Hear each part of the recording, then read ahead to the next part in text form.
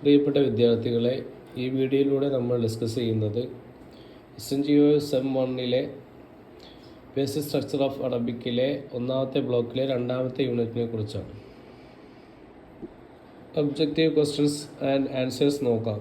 മിമ്മ തതകവ്വനുൽ ജുംലത്തുൽ ഇസ്മിയ. ഇസ്മിയ ജുംല എന്തിൽ നിന്നാണ് രൂപപ്പെടുന്നത്? ആൻസർ അൽ മുബ്തദ വൽ ഖബർ. മുബ്തദയും ഖബറിൽ നിന്നും. രണ്ടാമത്തെ ചോദ്യം, മാഹു അൽ മുബ്തദ. മുബ്തദ എന്ന് പറഞ്ഞാൽ എന്താണ്? അൽ മുബ്തദ ഇസ്മുൻ യുബ്തദ ബിഹിൽ കലാം. സംസാരം ആരംഭിക്കപ്പെട്ട നാമത്തിനാണ് മുബ്തദ എന്ന് പറയുന്നത്. മാഹു ഇഅ്റാബുൽ മുബ്തദ. ഈ മുബ്തദയുടെ ഇഅ്റാബ് എന്താണ്? അൽ മുബ്തദ മർഫൂഉൻ. മുബ്തദ റഫ്ഉ ചെയ്യപ്പെട്ടതാണ്. നാലാമത്തെ ചോദ്യം, മാഹു അൽ ഖബറു. ഖബർ എന്ന് പറഞ്ഞാൽ എന്താണ്? അൽ ഖബറു മാ യഖ്ബറു ബിഹി അനിൽ മുബ്തദഇ ലിതിമ്മ മഅനിൽ ജുംലതി.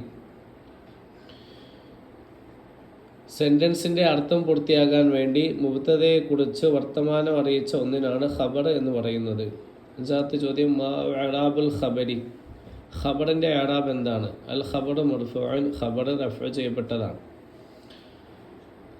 ആറാമത്തെ ചോദ്യം, മാദാ നുസമ്മ ലിൽ ജുംലത്തില്ലത്തി തഖദ്ദം ഫീഹിൽ ഇസ്മു. ഇസ്മു മുന്തിയതായ സെൻറ്റൻസിന് നാം പേര് പറയപ്പെടുന്നത് എന്താണ്? ആൻസർ അൽ ജുംലത്തുൽ ഇസ്മിയ. ഇസ്മിയ ജുംല. ഏഴാമത്തെ ചോദ്യം, അൽ വസീറു ആദിലുൻ. മാഹുൽ മുബ്തദ ഫി ഹാദിൽ ജുംല. മന്ത്രി നീതിമാനാണ്. ഈ സെൻറ്റൻസിലെ മുബ്തദ ഏതാണ്? ആൻസർ അൽ വസീറു. എട്ടാമത്തെ ചോദ്യം, അൻ നവാഫിദു മഫ്തൂഹത്തുൻ. മാഹു അൽ ഖബർ ഫി ഹാദിഹിൽ ജുംല. ഈ ജുംലയിലെ ഖബർ ഏതാണ്? ആൻസർ മഫ്തൂഹത്തുൻ. ഇതിൻ്റെ മുഴുവൻ ക്ലാസ് ലഭിക്കാൻ വേണ്ടിയിട്ട് ഡിസ്ക്രിപ്ഷൻ കൊടുത്തിട്ടുള്ള വാട്സപ്പ് നമ്പറിൽ ബന്ധപ്പെടുക.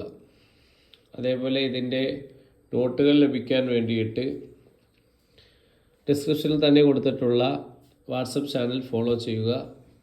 Thanks for watching.